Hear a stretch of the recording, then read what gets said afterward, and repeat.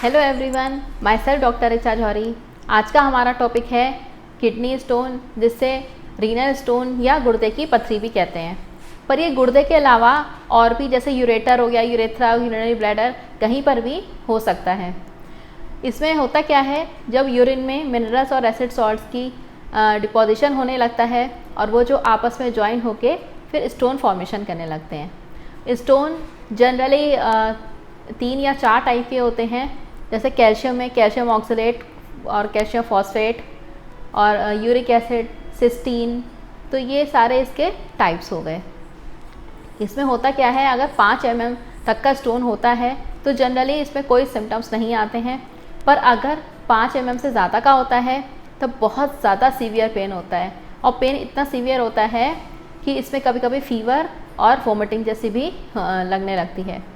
और फीवर की भी एक वेव फॉर्म में होता है, जो 20 मिनट से लेके 60 मिनट तक की एक वेव आती है, फिर वो धीरे धीरे सबसाइड कर जाती है, फिर वेव आती है।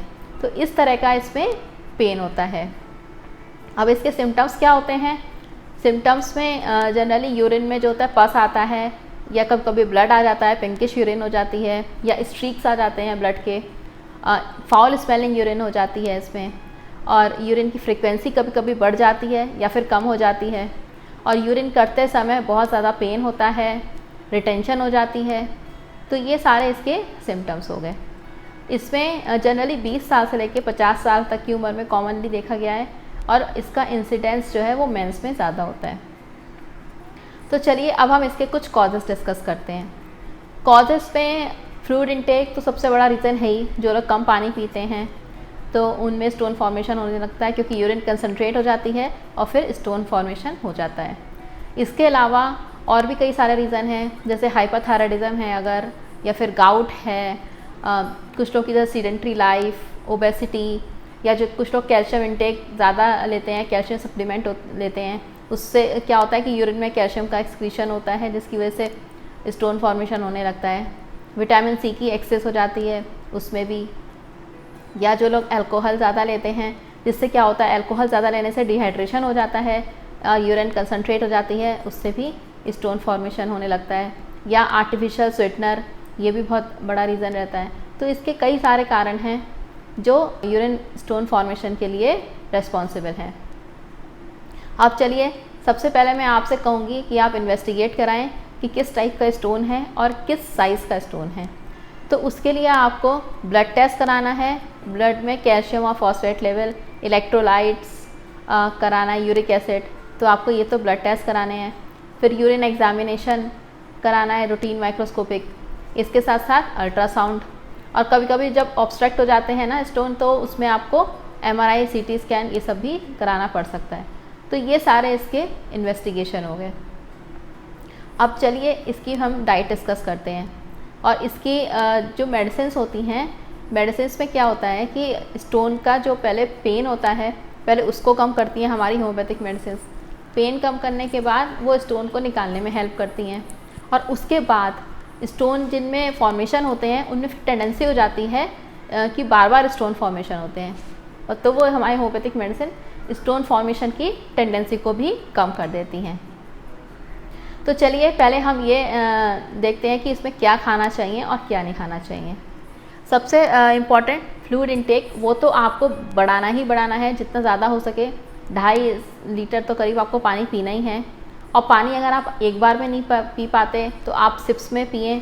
हमेशा बॉटल अपने साथ रखें। तो आपको पानी बहुत ज़्यादा पीना है। अल्कोहल और सॉफ्ट ड्रिंक्स हो गई, क्योंकि सॉफ्ट ड्रिंक्स में भी फॉस्फेट ज़्यादा होता है, तो कैल्शियम फॉस्फेट स्टोन फॉर्म हो जाते हैं। तो सॉफ्ट आपको ड्रिंक्स नहीं लेनी है। आर्टिफिशियल स्वीटनर नहीं लेना है। वेट अगर ज़्यादा है तो वेट कम करने की कोशिश करनी है। और अब मैं आपको ये बता रही हूँ कि किस टाइप के स्टोन जो होते हैं उसमें आपको कौन सी डाइट लेनी चाहिए। अगर कैल्शियम स्टोन है तो कैल्शियम ऑक्सलेट भी हो सकते हैं, फॉस्फेट भी हो सकते हैं। तो आपको ऑक्सलेट और फॉस्फेट दोनों की मात्रा कम लेनी है। ऑक्सलेट रिच फूड जैसे हो गया पालक, बेरीज, चॉकलेट, पोटैटो, बीन्स, मूंगफली, ये सब आपको नहीं लेना है। इसके अलावा फॉस्फेट रिच डाइट, जैसे सॉफ्ट ड्रिंक्स में बहुत ज़्यादा फॉस्फेट होता है तो आपको सॉफ्ट ड्रिंक्स नहीं लेनी है। इसके अलावा आपको सोडियम की मात्रा कम कर देनी है, नमक अपने खाने में कम कर देना है, अल्कोहल नहीं लेना है। प्रोटीन में भी आप प्लांट बेस्ड प्रोटीन ले सकते हैं, क्योंकि आपको इसमें एनिमल प्रोटीन जैसे मीट, फिश, एग ये सब अवॉइड करना है, तो प्लांट बेस्ड प्रोटीन ले सकते हैं आप। और कैल्शियम में भी आप इसमें डाइट्री कैल्शियम ले सकते हैं। डाइट्री कैल्शियम में भी जैसे अनाज हो गई या ब्रेड या कुछ वेजिटेबल्स, तो इनके थ्रू आप, क्योंकि अगर आप कैल्शियम नहीं लेंगे तो फिर कैल्शियम की डिफिशिएंसी हो जाएगी। और कैल्शियम आपको सप्लीमेंट लेने नहीं है, डेयरी प्रोडक्ट आपको दूध, पनीर ये सब लेना नहीं है, तो आप इसमें डाइट्री कैल्शियम ले सकते हैं। तो ये तो कैल्शियम स्टोन के बारे में हो गया। और अगर यूरिक एसिड स्टोन है तो यूरिक एसिड स्टोन में आपको बिल्कुल भी प्रोटीन रिच एनिमल प्रोटीन नहीं लेना है, जैसे एग, मीट, फिश ये सब नहीं लेना है। इसमें भी आप प्लांट बेस्ड प्रोटीन ले सकते हैं, जैसे फलियां हो गई या फिर मटर हो गई, तो इस टाइप का आप फ्रूट ले सकते हैं। और इसमें भी आपको कैल्शियम जो है वो भी आपको मिल्क एंड मिल्क प्रोडक्ट नहीं लेना है, तो इसमें भी आप डाइट्री कैल्शियम ले सकते हैं। इसके अलावा इसमें कुछ आप सूखे मेवे भी ले सकते हैं। तो ये सारे यूरिक एसिड स्टोन की डाइट हो गई।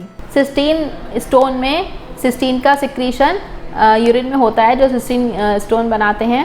ये मेनली वुमेन्स में देखा गया है। इसमें आपको लो सोडियम डाइट लेनी है। सोडियम इसमें आपको 2.3 ग्राम से ज़्यादा एक दिन में नमक का सेवन नहीं करना है। इसके अलावा पानी बहुत ज़्यादा पीना है। डिब्बाबंद food, process food, junk food ये सब आपको नहीं लेने हैं, क्योंकि इसमें बहुत ज़्यादा अमाउंट में सोडियम होता है। अगर कहीं 5% सोडियम लिखा है तो आप वो ले सकते हैं, अगर 20% लिखा है तो वो आपको नहीं लेना है। ये तो डाइट के बारे में हो गया। मेडिसिन मैं आपको नेक्स्ट वीडियो में शेयर करूँगी। और खाली मेडिसिन से या खाली मैनेजमेंट से कुछ नहीं हो सकता, आपको मेडिसिन भी लेनी होगी, इसमें मैनेजमेंट भी करना होगा और डाइट भी फॉलो करनी होगी। नीचे मेरा व्हाट्सएप नंबर शो हो रहा है, अगर आपको पर्सनल जानकारी चाहिए तो आप मुझसे ले सकते हैं।